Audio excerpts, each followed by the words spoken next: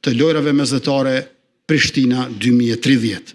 Në sport do të investojmë 250 milion euro për ndërtimin a renovimin e 20 stadiumeve të futbollit anë Kosovës për të siguruar infrastrukturën e nevojshme sportive për të rinjtë tonë.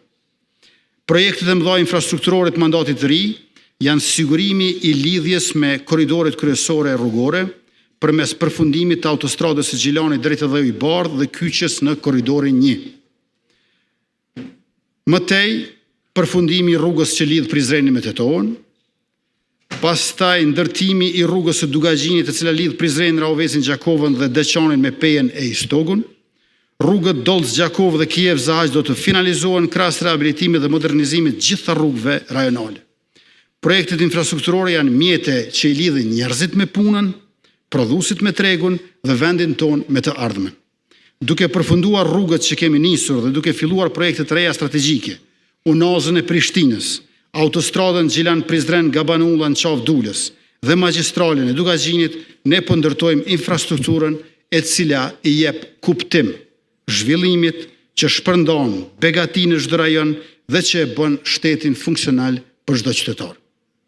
Në mandatin e ri do të fillojmë me ndërtimin e linjës hekurudhore Gjakov-Shkodër në kuadër të asaj Prishtinë-Durrës dhe do të projektojmë linjën hekurudhore që lidh Prizrenin e Ferizajin me Gjilanin dhe Bujanovcin.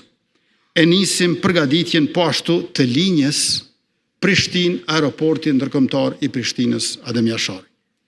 Të gjitha zotimet tona do t'i përmbushim nga valuta digjitale e bazuar në blockchain, te heqja e taksës doganore për 10% për veturat e importuara nga Shtetet e Bashkimit Evropian, nga zhvendosja e datës së pagesës së detyrimit të TVSH-s në muajin pasues nga muaji kur lind detyrimi doganor në kufi, te arkat fiskale digjitale dhe fatura elektronike business, nga ligji për çmimet tavan të produkteve bazë, te parqet, qendrat dhe inkubatorët e inovacionit, teknologjisë dhe biznesit.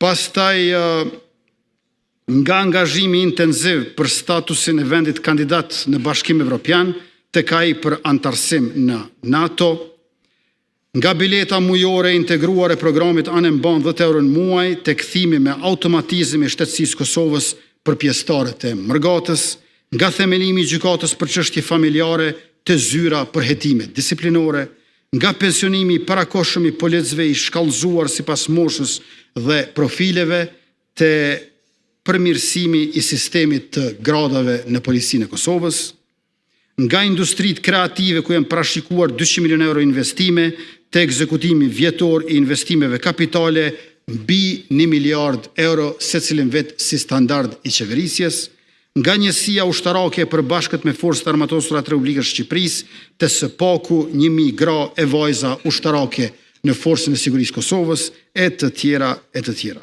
Të nderuar deputet dhe të gjithë ju të tjerë të pranishëm, të dashur qytetar, në vijim po paraqes para jush edhe kabinetin e ardhshëm qeveritar me të gjitha dikasteret me ekzekutivin që del nga kjo legjislaturë e nderuar. Zëvendës kryeministri i parë dhe ministri i punëve të jashtme dhe diasporës, Glauk Kënjufca. Zëvendës kryeministri e dytë dhe ministri e drejtësisë, Donika Gërvalla. Zëvendës kryeministri i tretë për çështjet e pakicave dhe bashkëpunim, Fikrim Damka. Ministri i financave, Hekuran Murati.